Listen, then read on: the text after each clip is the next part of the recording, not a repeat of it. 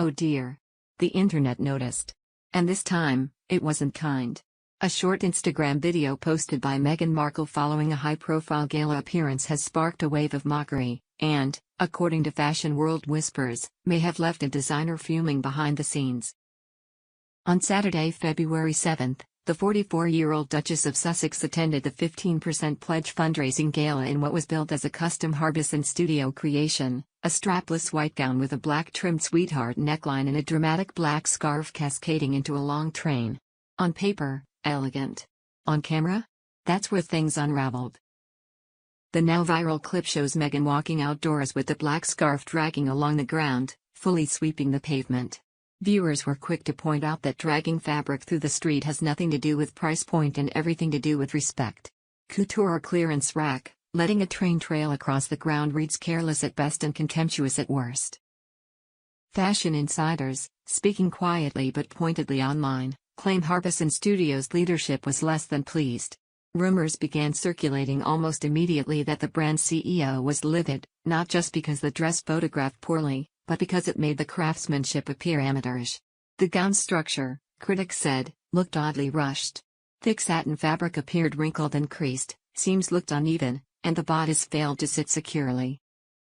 Some went further, suggesting the dramatic black scarf wasn't purely aesthetic but strategic, an attempt to disguise a visibly messy hemline. Several close-up stills fueled that theory, revealing what looked like uneven stitching and fabric that hadn't been properly pressed. "It looks like a rushed home sewing project," one tailor commented bluntly.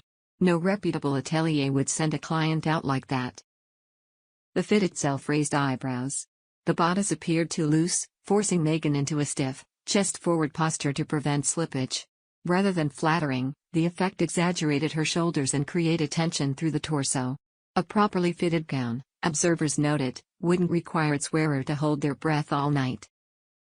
The fabric choice didn't escape scrutiny either. Some compared it, unkindly, to quilted satin from the 1970s, noting its bulk and tendency to crease. Instead of flowing, it collapsed. Instead of sculpting, it sagged. And then there were the shoes, strappy heels that clashed with the formality of the gown. Closed-toe pumps, critics argued, would have grounded the look. At least from the side angle, the footwear avoided looking like flip-flops, which was small mercy.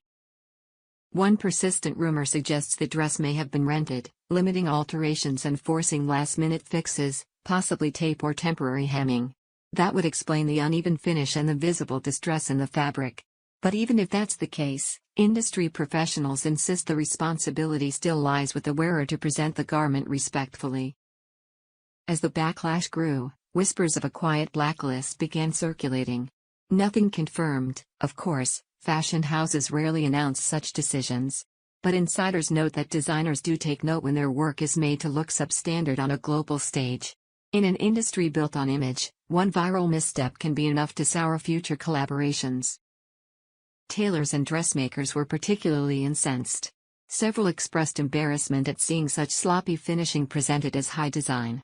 "I sew at home," one wrote, "and I'd never let a hem like that leave my house." Another added that half the reason people learn to sew is to ensure garments fit better than off-the-rack disasters like this. Hair and styling didn't escape criticism either. Many felt Meghan's frequently DIY approach showed here, clashing with the grandeur she seems to demand. "If you want to be addressed by a title," one observer quipped, "you have to look like you respect it." Whether Harbison Studio has truly slammed the door remains speculation. But one thing is certain, the video did no favors for the dress, the designer, or Meghan's already fragile fashion credibility. In a business where reputation is everything, this appearance didn't just miss the mark, it tripped over it, publicly, and in high definition.